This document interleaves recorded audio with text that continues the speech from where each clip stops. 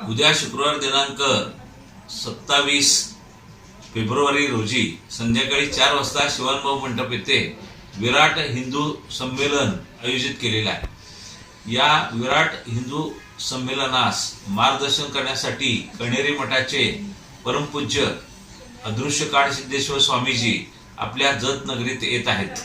अत्यंत महत्त्वाचा विषय आहे आणि हिंदू समाज हा प्रचंड ताकदीनं एकत्र येताना विशेषतः आम्हाला आनंद होत आहे। यासाठी एक महत्त्वाचे आपले काळ सिद्धेश्वर स्वामीजींचं मार्गदर्शन लाभणं हे जतच्या दृष्टीनं भाग्याचं आहे।